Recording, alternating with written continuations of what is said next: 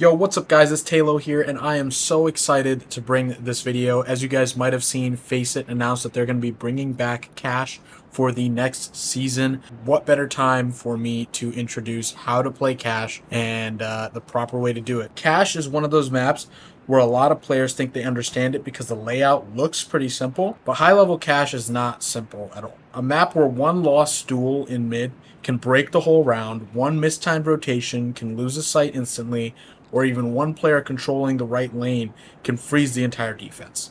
If you really want to play cash well, you need to understand the map as a battle for space, timing, and information, not just a map with utility and pugging it out. So in this video, I'm going to break down how cash is played at a high level, the T-side default, what spaces matter most, how CT defaults actually work, how rotations should happen, why fighting mid changes everything, and what good teams understand that your average pug team is probably going to miss. The first thing to understand is that cash is a map of connected pressure points. A main, for example, connects into highway pressure.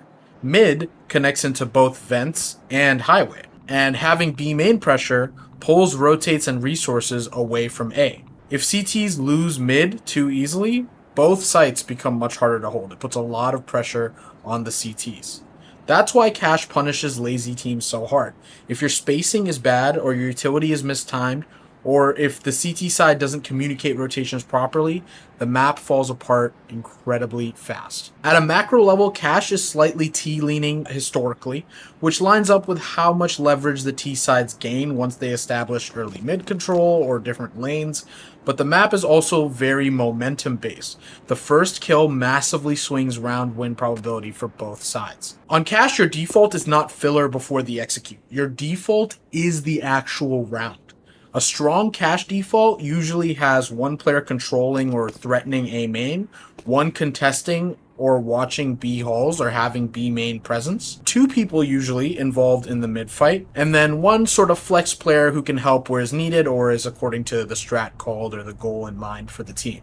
The reason this matters is because cash CTs need to know whether they can keep resources anchored on the bomb sites or whether they have to spend the resources into stabilizing mid control.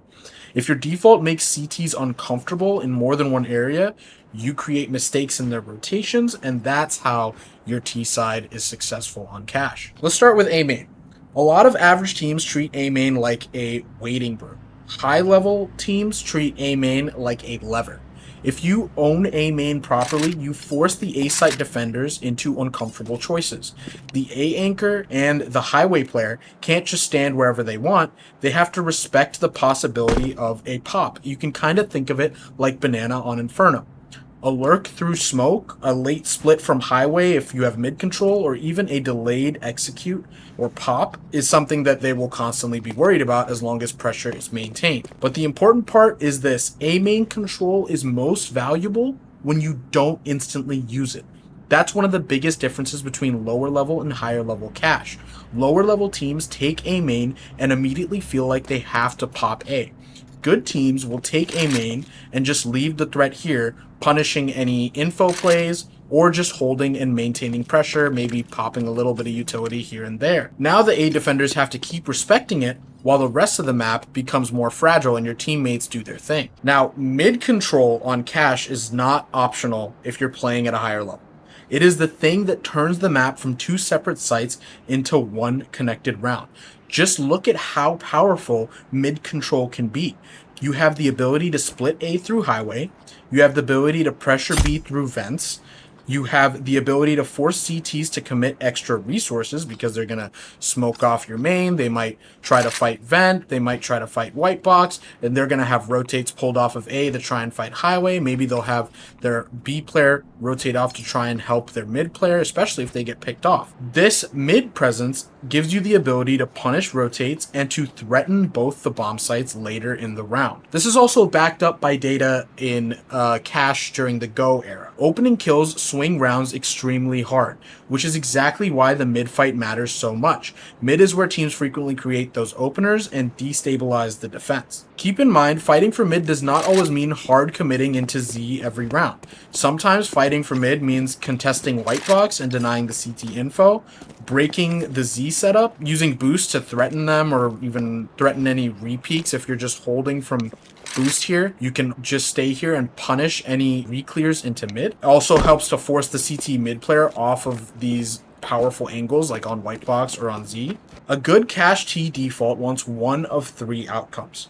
Outcome 1, as we talked about, is winning an opening duel. That's pretty obvious. Cash heavily rewards the first pick for both sides. The second outcome is forcing utility drain. If the CT mid player burns smoke, molly, flash, support, or gets forced off position, that's value even without getting that pick. And outcome 3 is creating uncertainty. This is the biggest thing on cash. If the CT mid player doesn't know what the round is turning into, he's denied info, and you have mid control, they don't know if we're converting the round into an A main expo, an A split, a B hit, a vent split, or even a late fake into a rehit. There's so much you can do as long as you have this mid control. It is the biggest thing, and that is why it is often so T-sided, because this space is just something that you generally want to fight for immediately, and it gives you so much of an advantage. Now, I don't want to turn this into utility video. This is mainly theory, but I will go over some utility, some of which comes from the Go era, and some of which I have come up with on my own. Keep in mind, maybe there will be better lineups in the future from other creators that you might want to end up using, but for now, I'll just give you some pretty default stuff that you should know. So first off is the Z smoke, which is pretty much the same as it was in Go, where you basically want to line up with the right side of this rectangle. When you're running up, you're going to aim right at the center here. You're going to keep your crosshair there, and as soon as you cross the front of this white rectangle, that's when you're going to jump through, while running, of course. So it's going to look like this. Oh, I do not like that. And that's going to be your Z-smoke. And what's nice is that it pops on the left, because if it pops on the right, it leaks much further out here, which, I mean, may not be a big deal, but I know there's some people who will want to phase through the smoke late and catch you off guard, so a little less likely with this. Another cool smoke that you can throw is if you come right here in this corner, and you look for this little dark stain right here, you look in the middle and go to the bottom of the plank. Right here, and you're just going to jump throw, and that's going to cover off white box for you.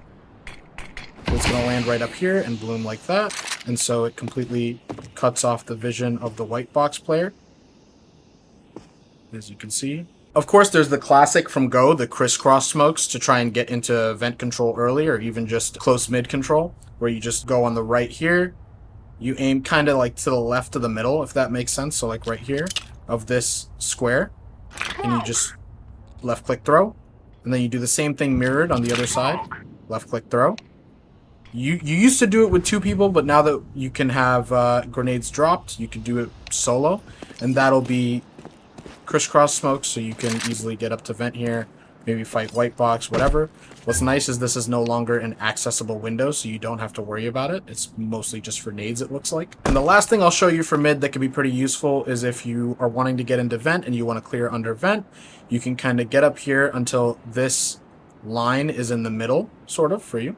And you aim at the middle dot here and just throw your Molotov, and that will clear everything under in checkers. Now for A, some cool smokes you can throw. First of all, if you get in this corner right here with the barrel, you're going to aim with this 1Y. As you can see, negative 1Y at the bottom. You're going to put that right at the corner of this roof right here. And you're going to jump throw. And that will be your new box smoke. So that'll give you an easy way to entry out into a site. To smoke highway, I'm sure someone will find a better lineup, but once again, you get in that same corner for the new box smoke, and you see, this is where it gets complex. You see this line right here? Basically, where there's that gap between the line and the little terrorist symbol, you're gonna put that right here on this corner, where this metal sheet meets this metal bar. So right here where my crosser is, that's where you're gonna put the end of this line. I know it's pretty crazy, but just trust me, guys. I'm sure someone will find a better lineup eventually, but put it right there and just W jump through. And that's going to be a very nice highway smoke for you. Now what's nice about it is it does bleed forward just enough for you to not worry about anyone sitting right behind this toxic, these toxic barrels. So yeah, for early B main control, it's pretty much the same as it was in Go. When you're running up, you're going to aim at 1, 2, 3, 4. The fourth bar from the left on this panel of windows. You're going to aim at the top and keep your crosshair there, and as you're running, you're going to throw. So what it looks like, if you're coming into B main, you go right there and you throw like that. And that is going to smoke off B main for you to get some space here. And on top of that, you can do the classic molly where you aim just at the top of this on the corner. And you throw like that, and that will molly off checkers. And of course, you can even use that same lineup to throw a flash to flash out checkers. So that's some good utility. And of course, for tree, there isn't really a good lineup. I came up with stuff, but it's pretty crazy. You could try it if you want. You get in this corner right here. You see the 4X on the right, you're going to aim right here in the middle of that bar. I know, pretty crazy. But you just jump through that. And that's going to smoke off tree. That's a pretty crazy lineup. It's the only one I could really come up with. And you can't phase the smoke and get up on top of the barrel because the barrel will do damage. I'm low HP, so I'm not going to show you. But the barrels on fire do damage to you. But most of the time, you're just going to throw a tree smoke like that off the fly. That's how people used to throw it. That's probably how people will still throw it. So that's just another way to do it. You, of course, can also molly default / headshot right here. And that's going to molly off this default position as well as push the headshot player out to the edge so you can try and take that duel. And so that's pretty much it for the T side theory and a little bit of utility I threw in for you guys as well. Now from the CT side, the first thing people mess up on Cash is they think positions are just where people stand. They're not. Each position has a job in the sort of network of info. A pretty standard CT structure usually includes the A anchor who could play quad, forklift, somewhere on site, or really wherever, anchor's choice. The other person is going to be the highway player or the A rotate sort of to speak. This person is going to be helping A as well as kind of helping with any threat for the split or maybe helping the mid guy to fight for mid. The mid player, of course, is going to be playing in Z. Usually it's going to be your op player. They're going to be trying to deny the mid presence, calling for rotates if needed, although usually the rotator will start off fighting for mid unless you're expecting something different like a early A-pop. This position is pretty crucial because, as I said before, mid is a crucial space on this map. Then, of course, there is the B anchor who's going to be holding for first contact. You'll see this played in many ways. One is, of course, playing somewhere on site. Another is playing headshot, of course. Sometimes you can have a guy playing heaven, but usually I would not have your anchor play heaven because they're pretty disconnected from the actual site. And then the last person is going to be your support player on B, or sometimes you can consider a rotating player. Usually they'll play towards checkers up here, or even playing snacks right here, which was a really common position. We'll see if it stays that way, but I imagine it will. And you're kind of helping with B, as well as if needed, you can help to rotate, but you're really not going to be priority for rotate as long as your highway player is alive. The key point for CT side on Cash is about trading information for resources without overcommitting to the fights. You don't need to hard win every lane. You need to know enough to rotate correctly. So your job is not to dominate the map. Your job is to stop the T's from getting multiple spaces for free, right? You want to be putting up that fight for all those spaces that we covered on the T side. Let's start with mid. Mid is where the discipline comes into play for the CT side. A bad CT team thinks the mid player's job is to solo frag out. A good CT team understands the mid player's job is to delay, gather any info, survive the first wave, so feel free to fall off if you need to, as long as you try to fight for this space. Call how much pressure is actually put on mid, because that'll give info to your site players, and make sure the T's are denied deeper mid control, which will call for help from your highway player. If your CT mid setup dies too easily, the whole map will collapse, because once T's have easy highway and vent access, as we talked about before, they have many avenues they can take to try and take a site. The biggest mistake, and the one thing you should take away for your CT side if you're going to take anything away from this video, is that on Cash, bad CT teams rotate because they get scared. Good CT teams rotate because the info they're getting tells them to. That means if T's show A main pressure, that does not automatically mean over rotate to A. If T's show B main presence, that does not automatically mean dump a player into checkers. If mid gets smoked, that does not automatically mean the round is becoming a split. Cash punishes emotional rotations because the map is so easy to fake in layers. A main noise can pin A, mid utility can freeze the highway player, B pressure can drag a rotator, then the real hit will end up coming somewhere else if you're playing against a good team. A lot of players think mid control is about opening the map. That's true, but to a certain extent. At a high level, fighting for mid on cash is also about breaking the CT rotation skeleton. If T's gain enough highway presence, the A anchor can't isolate A main anymore, the highway player gets pressured from two directions, and the B rotate becomes scarier. And often the CTs have to choose between helping A or protecting B from vents. If T's gain enough vent pressure, on the other hand, B can't just sit passive, the B support player starts cheating inward, and suddenly A main pressure becomes stronger because fewer CT resources confidently lean that way. So when you say fight for mid, what you really mean is fight for the ability to force impossible decisions. Now, real quick for some utility, or maybe even you can call it a little bit of tips and tricks for the CT side.